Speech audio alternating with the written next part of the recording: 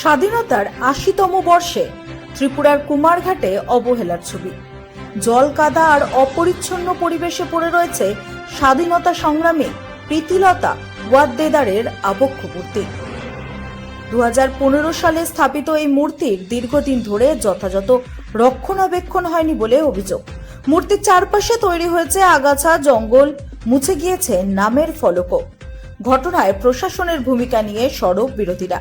যদিও মহকুমা শাসকের দাবি, রাস্তা নির্মাণের কাজের কারণেই এমন পরিস্থিতি তৈরি হয়েছে। দ্রুত মূর্তিটি অন্যত্র সরিয়ে যথাযথভাবে স্থাপনের আশ্বাস দিয়েছেন তিনি।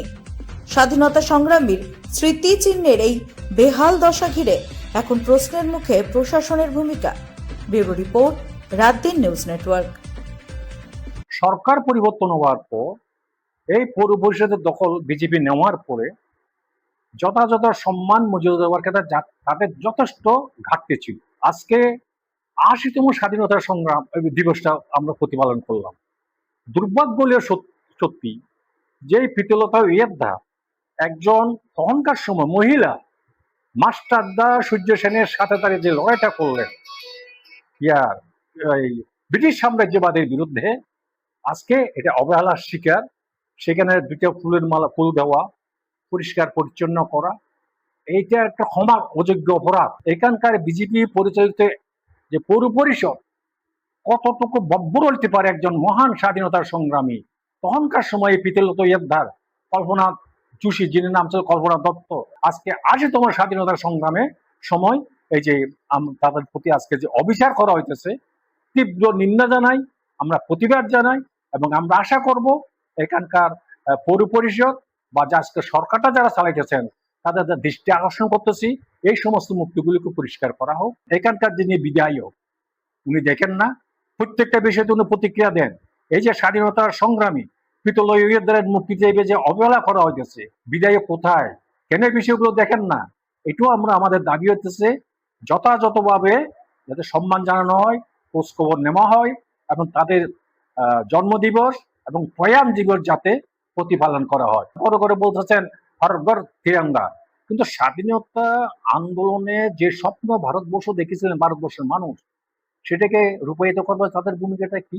এই জিনিসটা আমার নজরে এসেছিল। আমি গত Republic day meeting, independence day meeting যখন হচ্ছিল 11 তারিখ, এটা আমি কাউন্সিলে যারা আছে ডেপুটি সিওকে বলেছিলাম এটা একটু সময় করে এটা এখান থেকে সরিয়ে আপাতত আমাদের কাউন্সিল অফিসের হেফাজতে নিয়ে পরে যদি যথেষ্ট জায়গাতে এটা যাতে আমরা দ্বিতীয়বার আবার যাতে করি। ওইটা যেহেতু রাস্তার কারণে অনেকটি এরিয়া মাটি চাপা পড়ে যায়, সেই কারণে এটা একটু ভালোভাবে যাতে মূর্তিতে যাতে না ভাঙে, তার যাতে ক্ষতি না হয়, এইভাবে মেশিন টেশিন ইউজ করে মানে এটা সরাতে হবে।